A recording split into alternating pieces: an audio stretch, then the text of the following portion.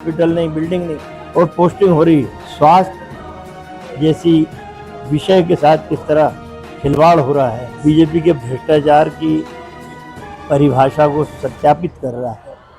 Hospital ही नहीं है, 40-50 डॉक्टरों की वहाँ पे पोस्टिंग कर दी जाती है, हॉस्पिटल है ही नहीं, बिल्डिंग है ही नहीं, जगह चिन्हित नहीं हुई। यह खबर आपको हिलाकर रख देगी। आज तक आपने सुना होगा कि सड़क कागज पर बन गई, कुएं को कागज पर बना दिया गया, आंगनवाड़ी या फिर किसी गरीब का घर जो है वह कागज पर तैयार कर लिया गया और उसके नाम से राशि निकाल ली गई। लेकिन यहां पर इंदौर इससे 2 कदम आगे निकला। यहां पर एक अस्पताल है, जी हां, एक अस्पताल जो कि केवल महज कागजों पर बना हुआ है।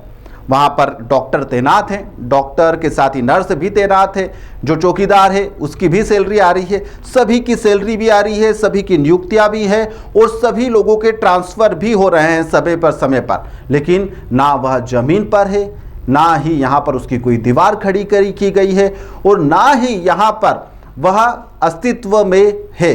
सोचिए आप, एक ऐसा अस्पताल जो अस्तित्व में ही नहीं है और उस अस्पताल के बारे में चर्चा हो रही है। पूरा मामला खजराना थाना क्षेत्र का है, जहां पर करीब 3 लाख की आबादी है। 6 साल पहले यहां पर सरकार के द्वारा एक सौगात दी गई। कहा गया कि 50 बेड का एक सरकारी अस्पताल यहां पर आवश्यक है, जिससे पहले यहां पर 100 बेड का कहा जा रहा था, वो 50 का ही बना कि चलो 50 का, इसकी घोषणा कर दी गई। फाइलें इतनी ज़्यादा तेज दौड़ी कि अस्पताल के लिए 87 पद पर स्वीकृति भी दे दी गई कि यहाँ पर इतने लोगों का स्टाफ लगेगा। सिस्टम की बाजीगरी आप देखिए कि अस्पताल का इस धरती पर कोई अस्तित्व ही नहीं है, जो सिर्फ फाइलों में, पन्नों में दफन है। इसके नाम से पिछले 6 सालों से बाकायदा ट्रांसफर किए जा रहे हैं, पोस्टिंग की लिस्ट जारी होती रही, अधिकारी आते रहे, अधिकारी जाते रहे, डॉक्टरों की नियुक्ति होती रही, लेकिन कहां पर कोई नहीं जानता। खजाना की जनता ने पूछा कि साहब अस्पताल कहां पर है, तो पता चला कि पूरा के पूरा जो स्टाफ है वह पीसी सेठी अस्पताल यानी कि हुकुमचंद अस्पताल और अन्य जगहों पर एडजस्ट कर दिया गया है।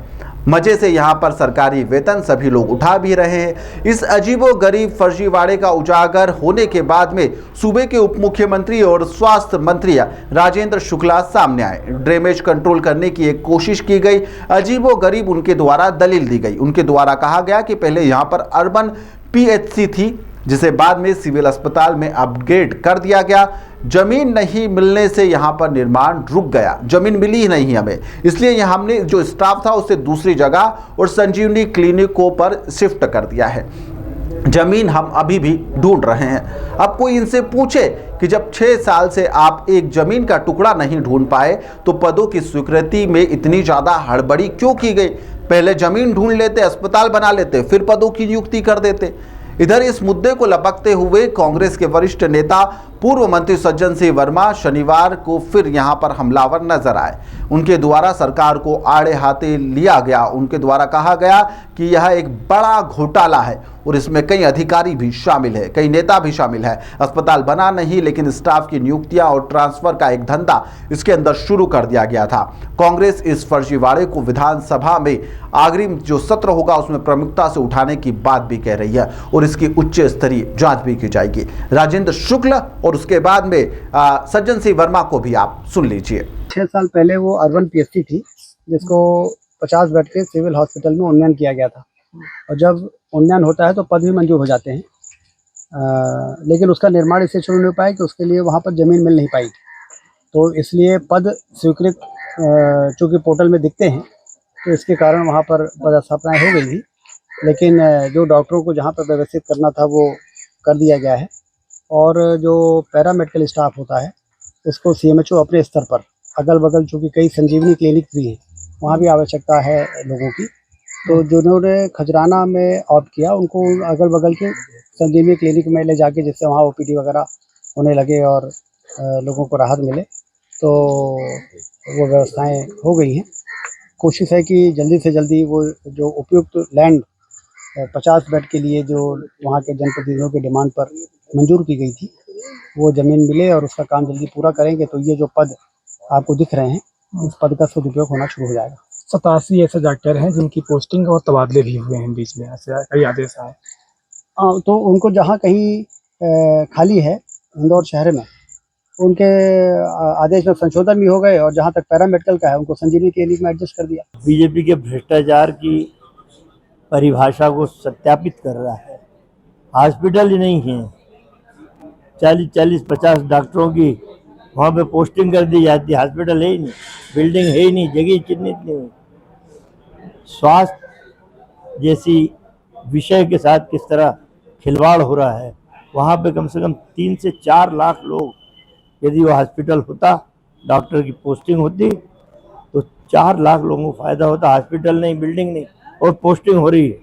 अब देखिए कि ट्रांसफर भी हो रहा है। अभी ट्रांसफर पोस्टिंग का भी खेल है, उसमें भी पैसे का लेन देन हो रहा है, तबादला उद्योग में भी चल रहा है। अब कुछ सुलगते हुए सवाल भी है कि हवा में यहाँ पर ट्रांसफर पोस्टिंग का आधार क्या था।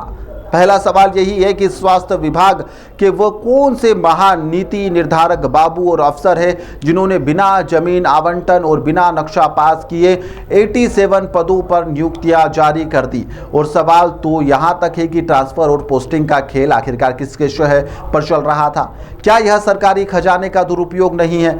दूसरा सबसे बड़ा सवाल तो यही है कि इंदौर जैसे मेट्रो सिटी बनने का दावा करने वाले इस शहर के अंदर जहां पर जमीन माफियाओं से यहां पर 1000 एकड़ जमीन मुक्त कराने का दावा किया जाता है, बुलडोजर चलता रहता है, वहां पर 3 लाख की आबादी वाले गरीब आबादी वाले क्षेत्र के अंदर स्वास्थ्य के लिए सरकार 6 साल से 50 बेड्स के अस्पताल के लिए जमीन ही नहीं खोज पाई। क्या जमीन की इंदौर में कमी पड़ गई है? क्या आपको जमीन नहीं मिल पाई? तीसरा सवाल, क्या मुख्यमंत्री मोहन यादव इस हवाई अस्पताल और कागजी ट्रांसफर के खेल की जांच करवाएंगे, या फिर उप मुख्यमंत्री वाले एडजस्टमेंट वाले बयान उनका भी सामने आ सकता है कि यहां पर जो है वह परम सत्य है और इस मामले को रफा दफा कर दिया जाएगा। सब देखने लायक होगा। स्वास्थ्य तंत्र की बदहाल तस्वीर को यह चीज बयां भी कर रही है। ट्रांसफर उद्योग चलाने के लिए कागजों पर इस अस्पताल को बना भी दिया गया। खजाना के 3 लाख लोग आज भी अदद आधुनिक सरकारी अस्पताल के लिए तरस रहे हैं, जबकि उनके हक के नाम पर जो स्वीकृत हुआ यहाँ पर स्टाफ है वह दूसरे अस्पतालों की शोभा भी बढ़ा रहा है। अब देखना यहाँ पर दिलचस्प भी होगा कि विधानसभा में जब इस अदृश्य अस्पताल की गूंज सुनाई देगी तो यहाँ पर सरकार के पास क्या कोई जवाब होगा या फिर जवाब नहीं होगा।